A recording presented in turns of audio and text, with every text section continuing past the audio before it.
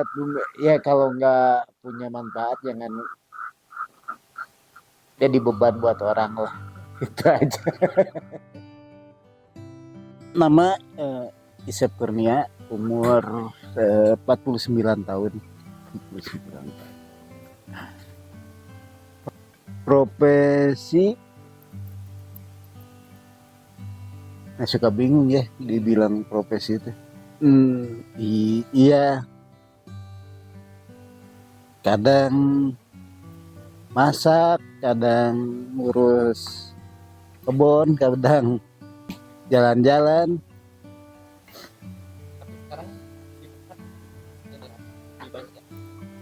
Sekarang tadi Bumi Bagja teh bumi itu rumah ya, rumah, home, planet, terus earth ya. Bagja itu bahagia. Jadi yang kebayang tuh sih orang yang datangnya seneng, lalu juga nggak jadi dampak gitu. Nah, namanya dari situ sih. Sekalian namanya jadi visi, jadi acuan ya, panduan. Cita-citanya intinya sih mengkoneksikan orang sama alam dengan berbagai latar belakang ya. Kan sejauh ini kayak hutan, gunung itu wilayah bermainnya buat saintis sama pencinta alam. Tapi kan ada beberapa orang juga emang suka sebenarnya. Jadi memfasilitasi itu. Ada apalagi sekarang ya. Orang bilang ya kita itu kaya tapi nggak tahu kayanya seperti apa gitu ya. Nyari coba aja apa sih kekayaan kita itu gitu ya. Dengan berbagai latar belakang. Jadi kalau kita cuman tahu kaya tapi nggak bisa ngapa-ngapain ya nggak ada gunanya. Jadi setiap saya punya pikiran apa yang walaupun kita pencinta alam, aware sama alam, pokoknya ya pasti punya dampak. Tapi dampak itu harusnya apa? Kita juga mengusahakan manfaatnya. Pengennya manfaatnya lebih besar daripada dampaknya, kayak gitu. Sebetulnya di Bumi Bagja itu tersedia resourcesnya mungkin ya, yang menarik gitu ya, karena kita itu berdampingan sama hutan. Karena sebetulnya ada dua yang mau disampaikan jadinya akhirnya. Karena skill saya itu kan skill saya itu lebih banyak di outdoor. Jadi terus bagaimana, terus lalu juga saya tinggal di sini di pinggir hutan. Banyak sekali yang saya rasain gitu ya. Saya seneng gitu. Terus ngerasa itu besar juga manfaatnya buat saya kayak gitu. Jalan-jalan, tapi kan pengen kita juga bahwa jalan-jalan hutan, hidup di alam itu gede banget manfaatnya. Jadi pengen sharing sebetulnya.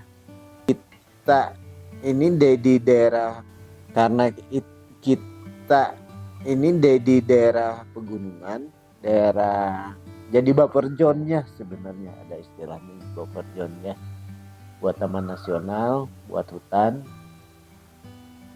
Nah, kita kan sangat kaya sebenarnya dari insek, dari tumbuhan. Nah, ketika ini monokultur, semua yang nggak diinginkan jadi dianggap gulma, kayak tales-talesan, kayak umbi-umbian, karena mereka nggak menginginkan itu gitu ya. Itu dihilangkan, sehingga ada beberapa tanaman juga yang akhirnya jadi langka. juga kayak binatang dan serangga, karena dianggap hama ya mereka dibasmi. Nah saya pikir ini nggak sesuai, satu bahaya, terus buat uh, bahaya buat orang sendiri, bisa longsor juga segala macam. Lalu juga buat lingkungan, air yang di bawahnya juga jadi dampak, bisa berubah, mungkin ada pestisida, terus sungainya jadi coklat karena dari lahan pertanian.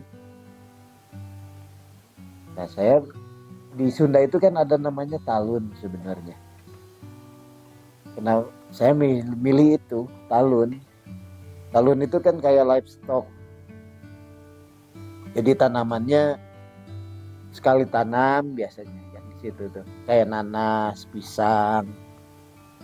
Terus juga pohon-pohon yang buahnya setahun sekali kayak rambutan kalau dataran rendah ya. Food forest. Nah, sekarang trennya kan jadi food forest. Food forest itu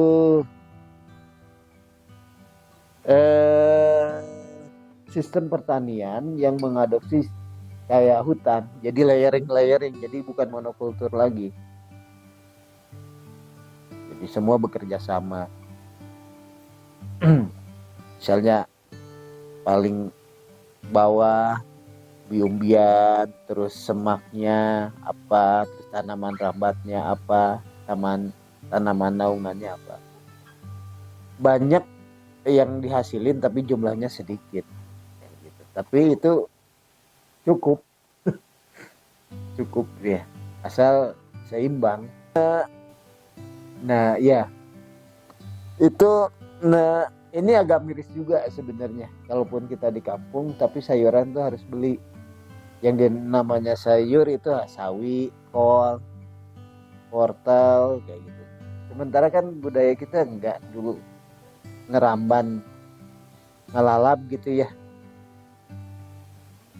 dan masih banyak gitu, tapi itu udah bergeser, itu udah nggak dianggap sayuran, dianggapnya ya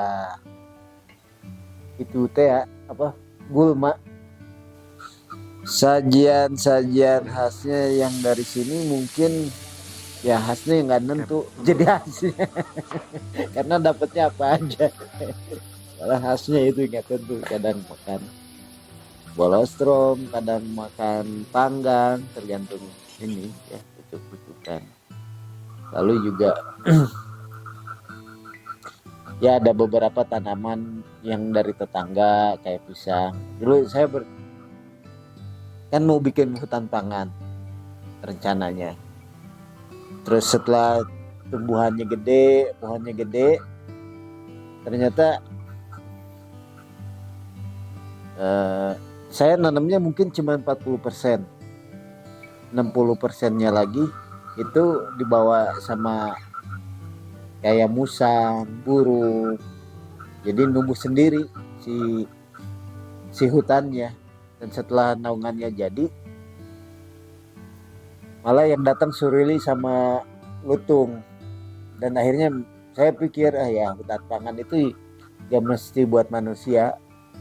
Pengennya orang ke depannya, pengennya orang datang tapi kualitas lingkungannya juga tambah baik dengan ngedatangin teknologi-teknologi yang tepat guna, mungkin kayak gitu.